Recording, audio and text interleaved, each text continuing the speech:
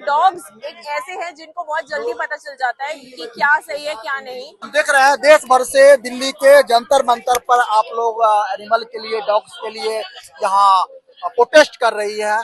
मेरा नाम श्रुतिका है और मैं वेस्ट दिल्ली से आई हूँ। जी, तो आज जो सुप्रीम कोर्ट ने एक आदेश पारित किया है, जो कानून लाया है, उसके विरोध में आप जंतर मंतर पाई है, क्या कहना चाहेंगे? किस प्रकार से कुत्तों का, डॉग्स का शोषण कर रही है सरकार या सुप्रीम कोर्ट के आदेश? सबसे पहली चीज, हम सिर्फ कुत्तों के लिए नहीं आए हैं, हम सारे जानवरों के लिए आए हैं। और जो सुप्रीम कोर्ट का जजमेंट है वो काफी अनबैलेंस्ड है, वो क्लियर नहीं है। उस जजमेंट के अंदर बहुत सारे लूप होल्स है, बहुत लूजली यूज्ड वर्ड्स है, जैसे अग्रेसिव डॉग जिसकी कोई डेफिनेशन नहीं है, यूथेनेशिया जिसका कोई क्लियर गाइडलाइंस नहीं है। हमें इन सारे चीजों से प्रॉब्लम है और हमारी कुछ डिमांड्स है जिसके लिए हमने ये प्रोटेस्ट रखा है। जी, तो आपको क्या लगता है, क्या सुधार होनी चाहिए? सरकार ने ऐसी क्या अन्याय कर दी है? बेसिकली जो सुप्रीम कोर्ट और गवर्नमेंट को सबसे पहला सवाल एमसीडी से पूछना चाहिए, जो इस टाइम पे मुझे लगता है सबसे करप्ट है। एमसीडी ने अगर अपना काम अच्छे से किया होता तो शायद आज ये नौबत ही नहीं आती, शायद ये सुओ मोटो नहीं लगता, या शायद ये जो सुप्रीम कोर्ट ने जजमेंट दिया नहीं दी होती। क्योंकि जो एमसीडी का काम था एबीसी प्रोग्राम को अच्छे से करवाना, स्टरलाइजेशन करवाना, वैक्सीनेशन करवाना, वो एमसीडी ने नहीं किया है। और वो काम हम केयर गिवर्स, हम फीडर्स, हम लोग अपने पॉकेट मनी से कर रहे हैं। सो आई थिंक सबसे पहला क्वेश्चन जो उठना चाहिए वो एमसीडी पे उठना चाहिए। जी, हमने देखा पिछले बार भी काफी समय से आप लोग लंबे अरसे से मांग कर रहे हैं कि जंतर मंतर से लेकर के इंडिया गेट तक आप लोगों ने सारे संग्राम छेड़े, लेकिन अभी भी आपको सरकार की तरफ से संतुष्टि पूर्ण जवाब नहीं मिला है। और मुझे लगता है जब तक ये जवाब मिलेगा नहीं, हम शांति से बैठेंगे नहीं। इसके लिए जितने प्रोटेस्ट, जितनी जो चीजें हमें कर सकते होंगे हम करेंगे, लेकिन जब तक सुप्रीम कोर्ट इस जजमेंट को रिवर्स नहीं करता है और जब तक गवर्नमेंट ये चीजें नहीं मानती, क्योंकि सिर्फ इस पूरी प्रॉब्लम का एक ही सोल्यूशन है, साइंटिफिक एबीसी प्रोग्राम, जो कि होना चाहिए।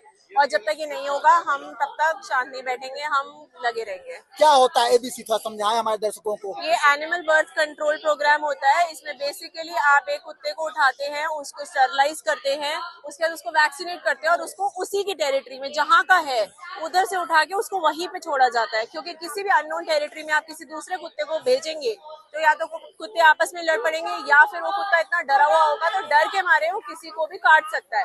तो आपको जरूरी है कि आपने जिस कुत्ते को जिस एरिया से उठाया उसको वहीं पे छोड़ा जाए। आप ये समझाइए जो डॉग्स हमारे सोसाइटी को किस प्रकार सपोर्ट करता है? डॉग सबसे बहुत पुराने टाइम से, शायद युधिष्ठिर के टाइम से आपने सुना होगा, स्वर्ग में भी युधिष्ठिर उनको लेके गए थे। डॉग्स काफी समय से हमारे साथ है, इंसान के साथ है, और ये जनरेशन से चलते आ रहा है। ये कम्युनिटी एनिमल इसलिए बोला जाता है क्योंकि ये हमेशा से रहे ही इंसानों के बीच है। ये जंगली जानवर नहीं है जिसको आप किसी जंगल में छोड़ दिया जाए, तो ये हमेशा से इंसानों के साथ रहे हैं। और को एग्जिस्टेंस हम इसीलिए बोलते हैं क्योंकि डॉग्स एक ऐसे हैं जिनको बहुत जल्दी पता चल जाता है कि क्या सही है क्या नहीं। अगर कोई अननोन बंदा आ रहा है वो शायद उस पर भौंकेंगे, चौकन्ने होंगे। बहुत बार मेरी सोसाइटी में हुआ है कि 2 चोर रात को घुसे थे और मेरे डॉग्स ने जो है वहाँ पे भौंक भौंक के गार्ड्स को बुलाया और वो चोरों ने ताला तोड़ दिया था गेट का, एक दूसरा ताला वो तोड़ने वाले थे और गार्ड्स वहां पहुंच गए और वो भाग गए।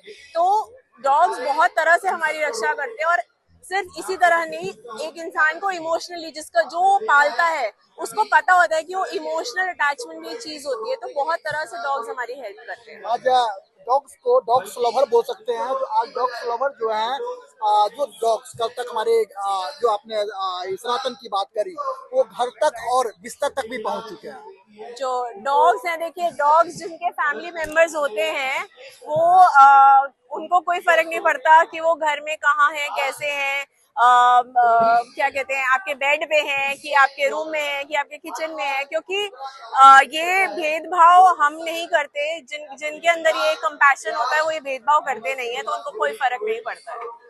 बहुत बहुत धन्यवाद, आपने अपना बताया। मेरा नाम आशीष मल्होत्रा है। पहली बात तो आप से एक रिक्वेस्ट करूंगा कि ये जो हम यहाँ पे सब इकट्ठे हुए हैं ये डॉग्स के लिए नहीं हुए हैं, ये हम ह्यूमंस के लिए हुए हैं, इंसानों के लिए। अब आप कहोगे कैसे? आप सैनिक हैं तो मेरे से बेहतर जानते होंगे। वसुधैव कुटुंबकम, बिल्कुल बिल्कुल, पूरा विश्व एक परिवार है। विश्व परिवार है। और हम ऐसी हालत में पहुँच गए हैं कि हम विश्व को छोड़ दो, हम अपने एरिया के अंदर ही फूट डालने में लगे। हम एक्सेप्ट नहीं कर पा रहे हैं कि हमारे अलावा कोई दूसरा जीव भी यहाँ पे रह सकता है। ऊपर वाले ने, ईश्वर ने सबको बनाया है, सबको जीवन दिया है। और मेरा मानना है और हम सबका मानना है कि अगर किसी के पास जीवन है तो उसको डिग्निटी के साथ जीने का और डिग्निटी के साथ मरने का अधिकार है, खाने पीने रहने का अधिकार है।